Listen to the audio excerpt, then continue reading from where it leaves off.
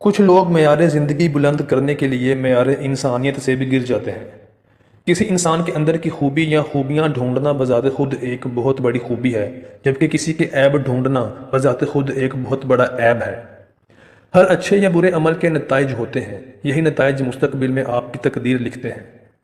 اگر آپ کا مقصد بہت کچھ حاصل کرنا ہے تو ساتھ ہی کچھ دینے کی نیت بھی کر لیں۔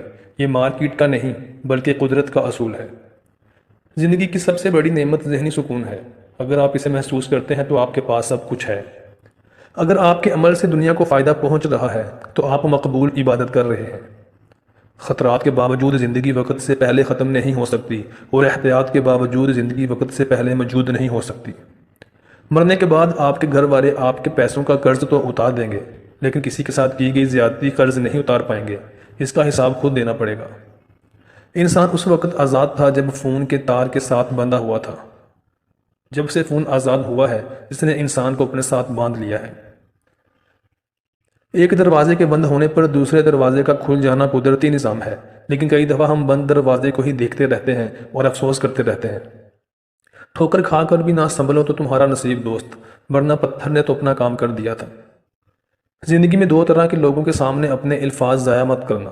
ایک جو آپ کے بولنے یعنی آپ کے الفاظ سے آپ کے جذبات کو نہ پہچان سکیں، اور دوسرے جو آپ کی خاموشی سے آپ کی تکلیف کا اندازہ نہ لگا سکیں۔